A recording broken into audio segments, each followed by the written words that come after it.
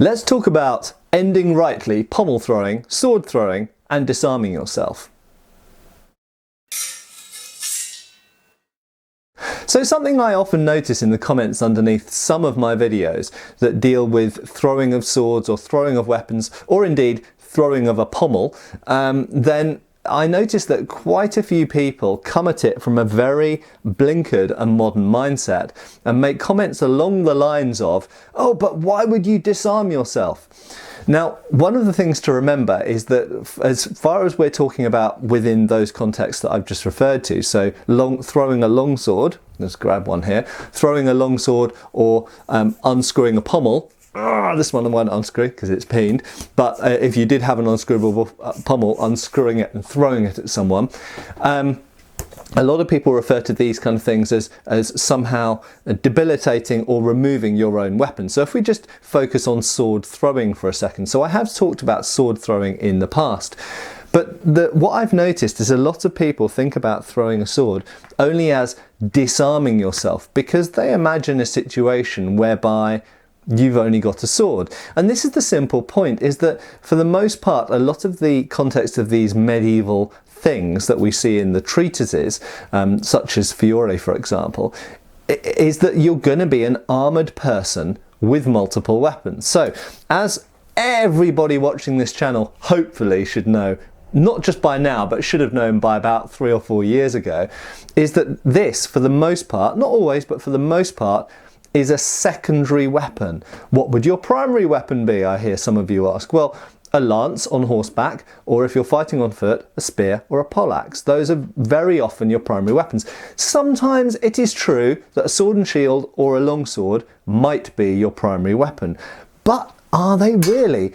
If you're plated from head to foot in armour, then kind of is the armour really your primary weapon? Because the fact that you're wearing armour from head to foot changes everything. And suddenly, even if you only had one weapon, even if I only had one longsword, and I see an opportunity to take out an opponent by throwing it at them, have I disarmed myself?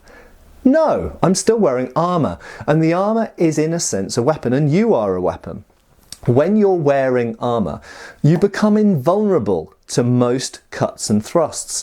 And because you yourself are a weapon, and once you're coated in armour, your magnitude's more effective in combat than you would be not wearing armour. And I think the reason that most people think about this is because we live in a world where this is a 19th century firearm and not a 21st century firearm, but most people think about a situation where people aren't wearing armour, we are squishy, vulnerable humans, and someone might shoot you. And most modern people who think of modern weapons and modern law enforcement or military situations find it very difficult to relate to a situation where this is my squishy body, this is highly vulnerable, this is my weapon, I throw my weapon away, I'm now a squishy body and I'm going to die really quickly.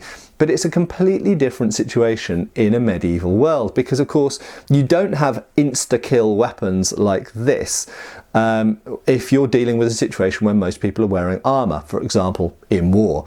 And indeed, most weapons in the medieval world are not as effective as firearms are. So let's put the firearms away, and for this discussion, put away the idea that you have a squishy, soft, vulnerable body. Yes, indeed, there is a soft and squishy body inside the armour, but to get past that armour is really difficult.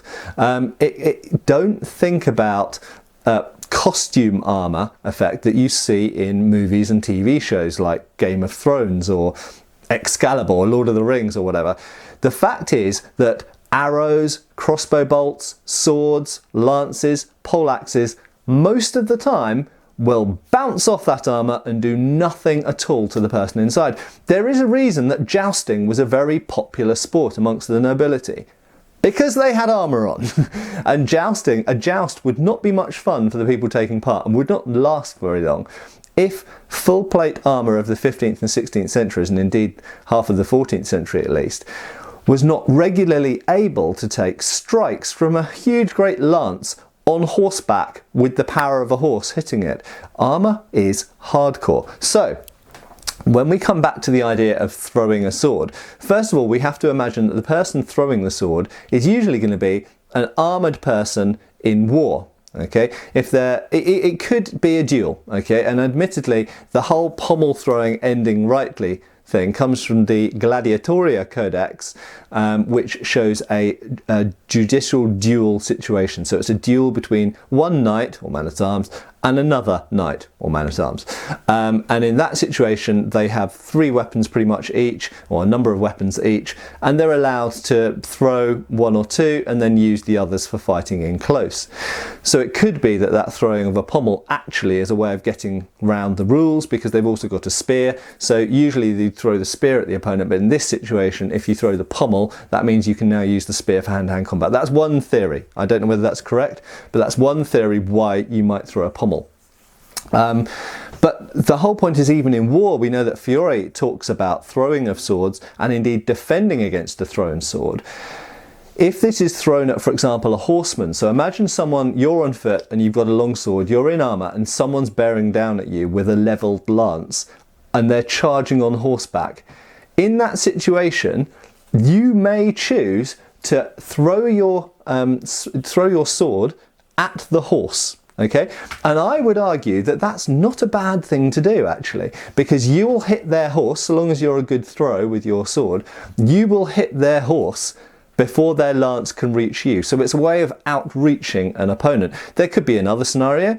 You might see an enemy fighting a friend of yours, and you can't get to them in time. It could be that it's one of your archers who's not heavily armoured, part of your retinue. You may be friends with that person might be your servant, you may pay their wages, you may look after them, they may have grown up with you, or it may indeed be one of your sort of social level compatriots. Could be a knight who's on the ground and in the process of being finished off, and you want to charge in, you want to disorientate someone as you charge in to drag them off your friend, and so you throw your sword. Yes, it might not penetrate the armour, but it might hit the person hard enough that it knocks them or disrupts what they're doing, this kind of thing.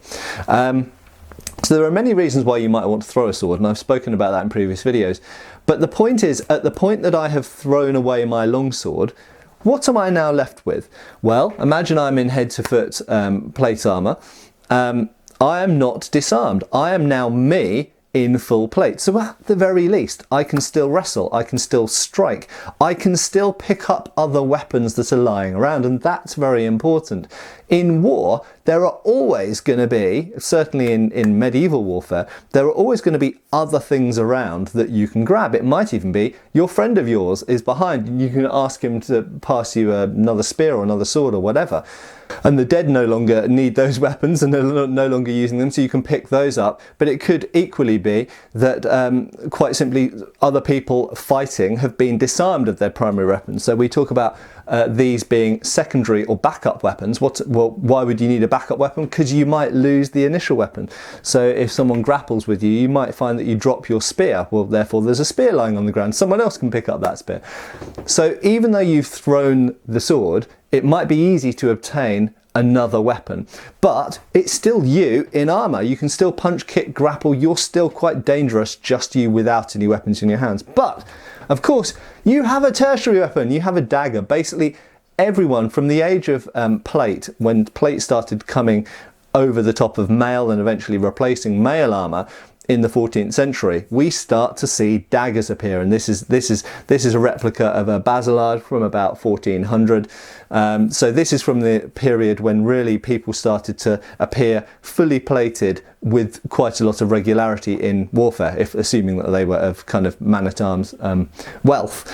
And so quite simply, it's now you, even if you've thrown your sword, it's now you in full armour with the ability to pick up other weapons that might be around or borrow one off a friend, and you've got a dagger anyway.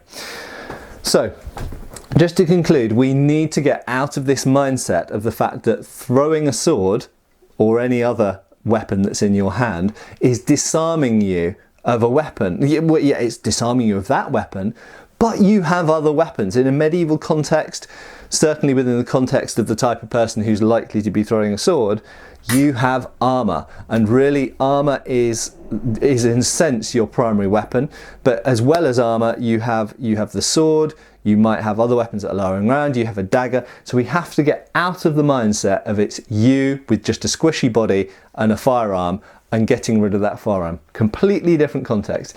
There we go. Hope that gives you something to think about, and whether you apply that thinking to how you're looking at medieval treatises, or whether you're doing role-playing games or whatever, think about the medieval knight, all of their equipment and their skills as well, what they are physically able to do. And in armour, the armour is a force magnifier, so they become very, very much more potent and able to survive things in armour than any person out of armour would have been. And of course, remember as well that medieval weapons, generally speaking, can't kill people as quickly or effectively, generally, as firearms do, and explosives. Okay, I hope that was interesting, and I'll see you for the next video. Cheers, folks! Thanks for watching. Please subscribe. We have extra videos on Patreon, and you can follow us on Facebook.